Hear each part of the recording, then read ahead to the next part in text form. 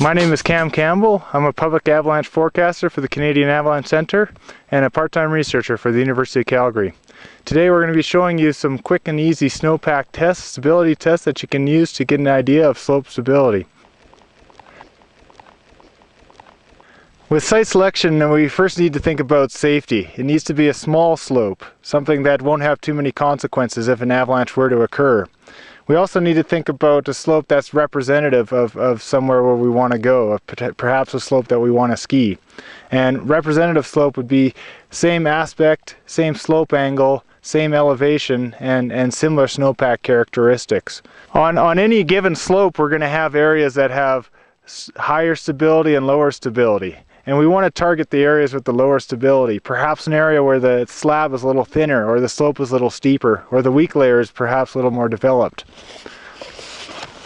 So now I'm going to start digging.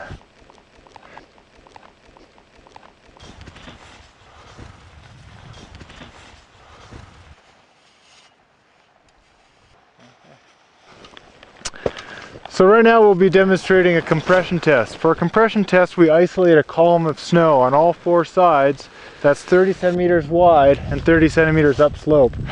It can go as deep as about 1.20 meters, but once you go in deeper than that, you start introducing bending forces on the column and get inaccurate results.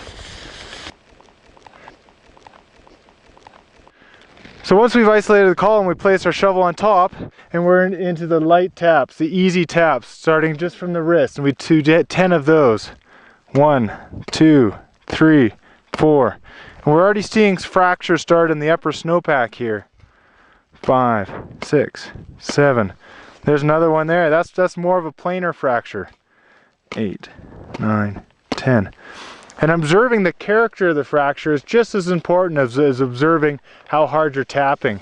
If the fracture pops or if it drops suddenly, then that's a type of fracture that are often associated with avalanches.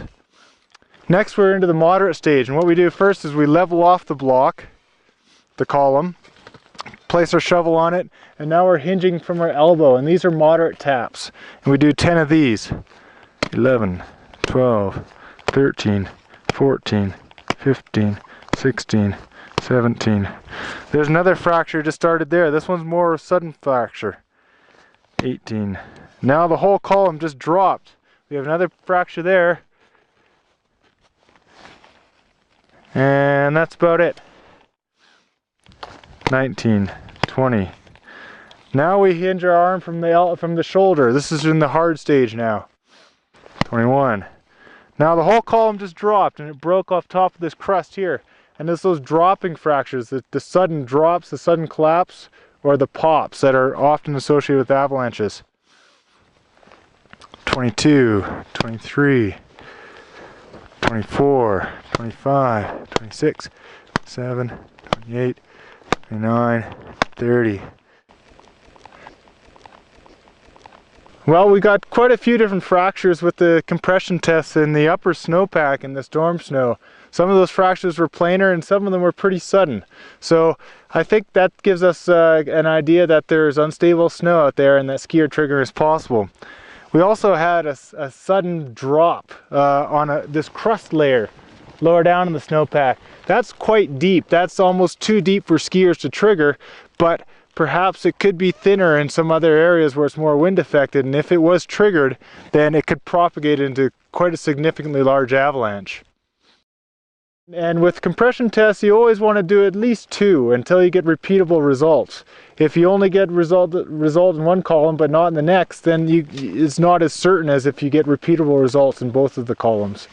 So what we just showed you here are 2 simple stability tests that you can use to get an idea of your local area conditions.